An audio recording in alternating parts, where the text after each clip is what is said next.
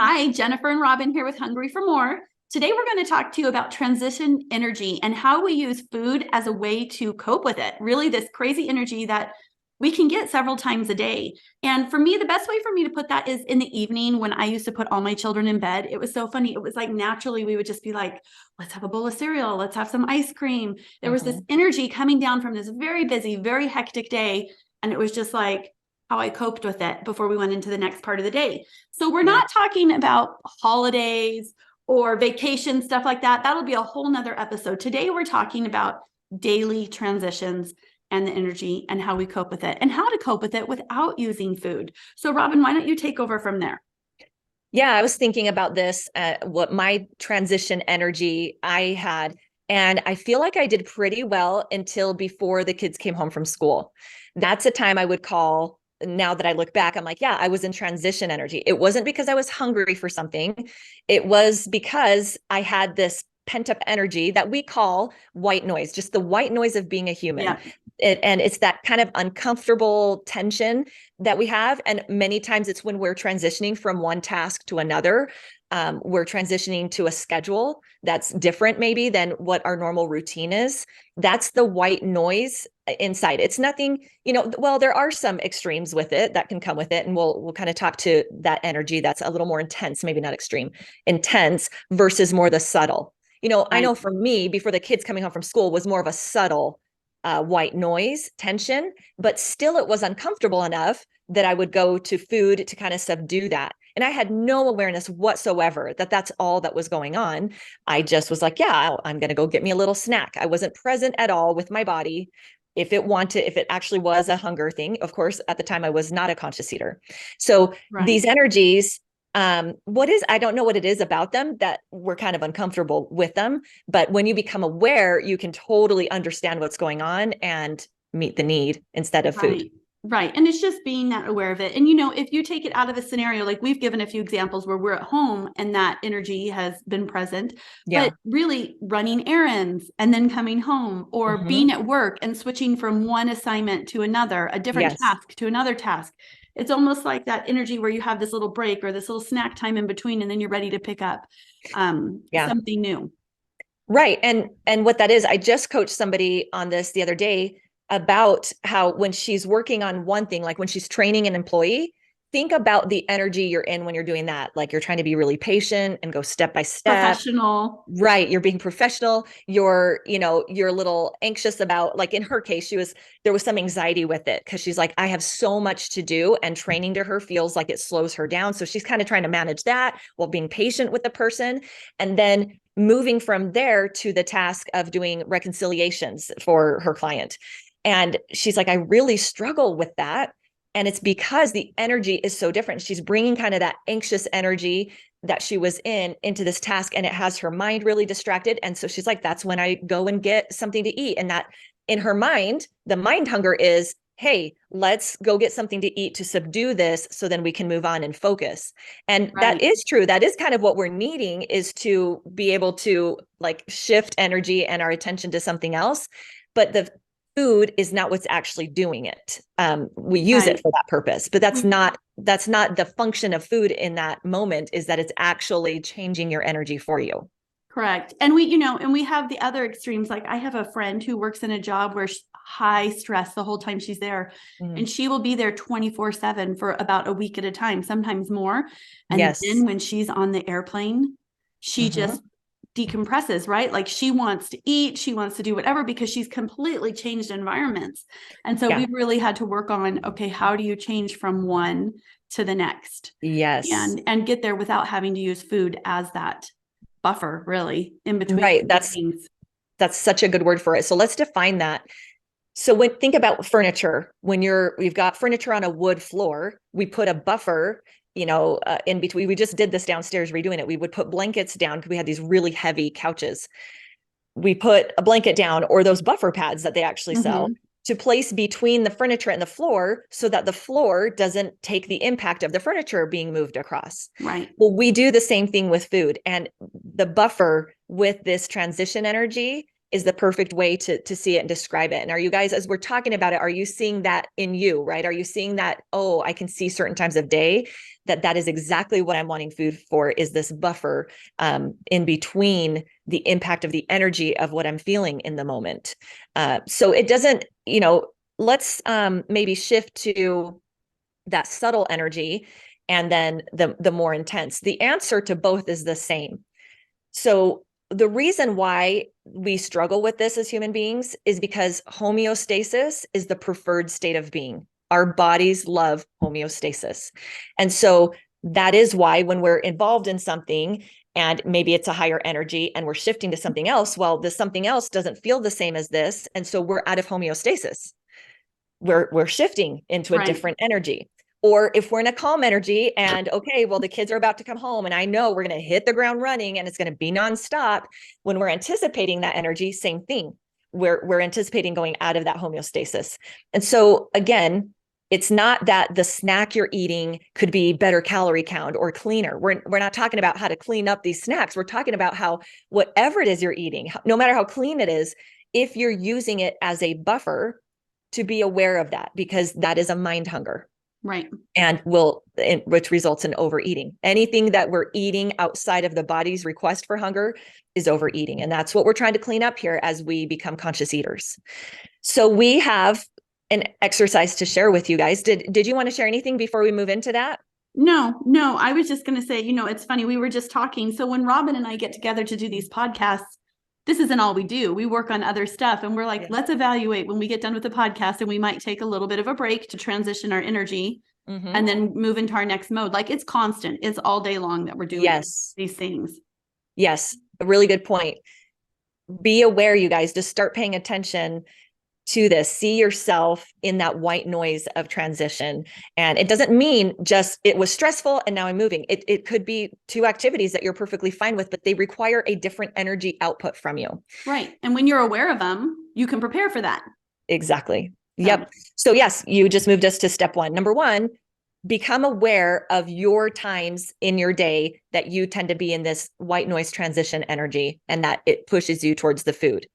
Number two is it goes right along with our practice. It's that pause. That pause is the magic of everything, isn't it? Yeah. It's the magic of like how to start responding instead of reacting. It's so important. It's very simple. But that pause is going to allow you to come to your body and pay attention to what's going on before you just go head to the pantry and start getting stuff. Right. So let's talk about coming into the body. What does that look like for you when you're in a transition and you're moving out of that energy and prepping to move to something else? Well, I mean, for me, I have to be present in the moment. Yeah. So if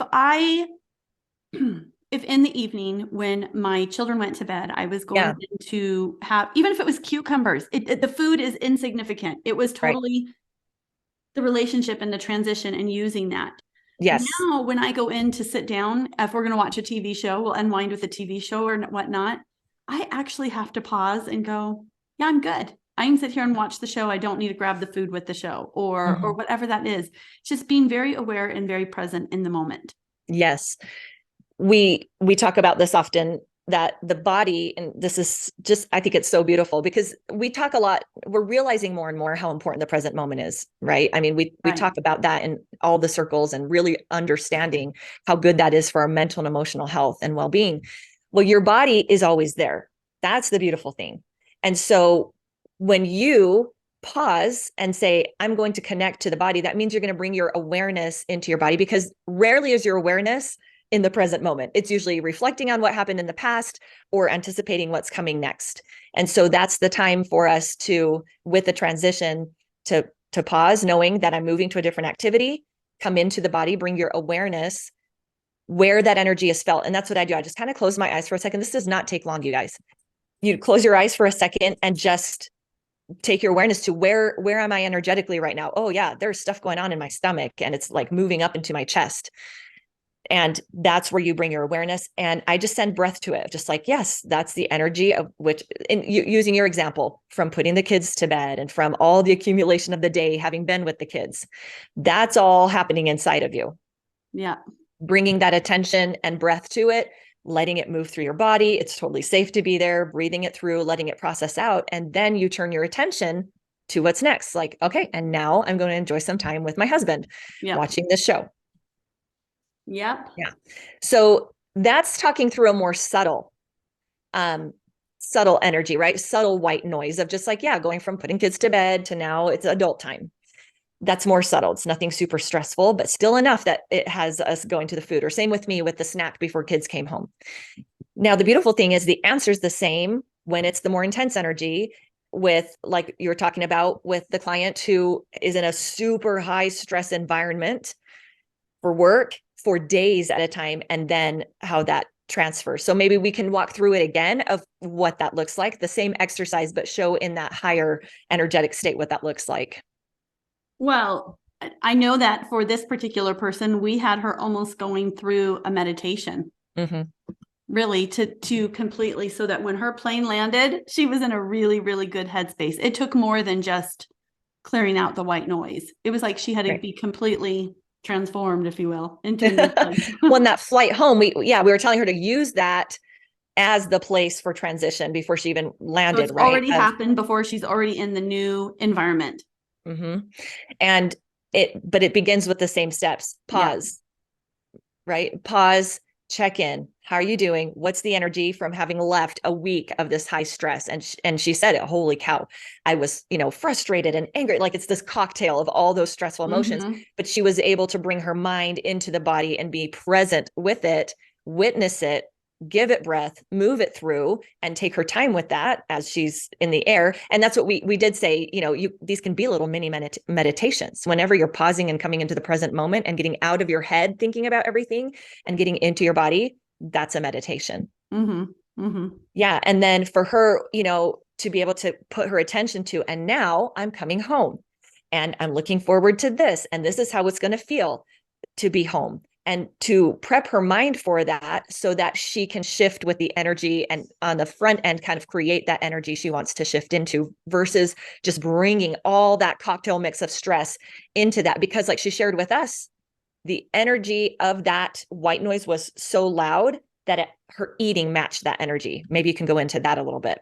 Well, yeah, her energy was so high that what was happening is she was, sorry, my neighbor.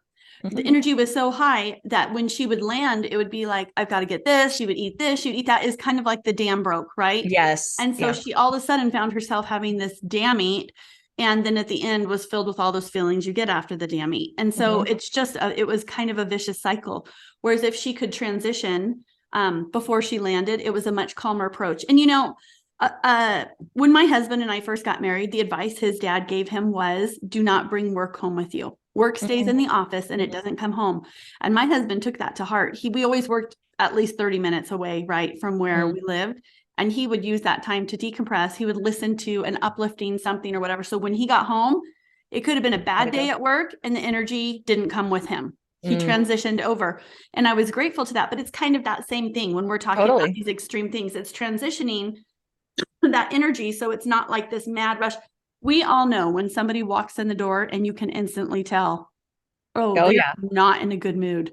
Right. It's not that isn't allowed, but if they walk in with that energy versus, it's kind of been a crappy day, but we're going to deal with it. It's going to be okay. It's completely different than walking in and kicking the things you see and whatnot as we switch. And this is an extreme example. Most people are dealing with the day-to-day transitions, room to room, activity to activity, highs and lows. But there are those days where you have a bigger transition and it's the exact same thing. Right. And exactly. And the answer is the same. Be aware that these are times of day normally for you, or the event of, this coming home from the stressful one to coming home, being aware, pausing, taking your attention into your body. That's the present moment, matching with your body being present. Put your awareness to that energy, giving it some breaths, letting it move through, and then putting your attention towards the next thing. Okay, now I'm going to, in my case, the kids are coming and I'm ready to go be with them, right? Anticipating what that's going to be. And Robin, when you talk through that, it kind of sounds like this long thing, right? That we have to do. Yeah. It's not. And the more you become aware of it, most people have the same transitions. Oh yeah. Not like a million different transitions that come up every day. Like for me, it was always in the afternoon. It was always in the evening. It was Mhm. always at this time. And so Mhm. once you become more aware, it becomes more natural to be prepared for Mhm. that. Yeah, very true. Yep. So this we could not believe, I couldn't believe for myself, and even as we coach people, cannot believe how much overeating and eating outside of hunger is happening for these things. And so becoming aware of it is huge, because just that alone just helps you recognize, oh, that's not even what's going on here. And it helps you learn how to self-regulate. And that's the skill is so important for.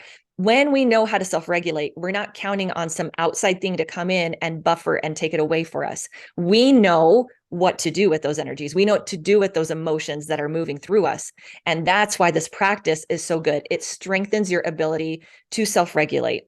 And we get to practice every day because we're going through several transitions. We're going in social Right. circles and we're coming to alone time. We're going from work and we're coming from home. And so that allows us to, or even certain people you're around, there's an energetic shift Mm-hmm. for you. All of that you can regulate on your own. Your body was designed for that. We do not need an outside substance to subdue that energy and calm it down. And it's really empowering to become that source of calm, of being able to shift, of being able to regulate. And it's a skill, like we say all the time, not only is it a skill essential for living at a healthy weight, it's one that carries on everywhere else in your life. Yeah, no, I completely agree with you. And I think that when you start, I'm sure just listening to this podcast, you've thought of times throughout your day where maybe this is a thing, right? Where you're using that food as a way to cope with that energy. So put it to the test this week and see how things go. Use that magic pause and Mhm. see how it goes for you, because it's very liberating when you realize, wow, okay, I don't actually need food there. I just need to pause, change the energy. Maybe that requires getting up and going on a little walk or something, right? Switch over Yeah. to the next thing that you're going to do, but figure out what that is for you and avoid the food for coping. Awesome. Yes. Give it a Okay. try. Practice, practice. Yes, we will see you soon next week Yep. again. Next week. Okay, bye. Bye-bye.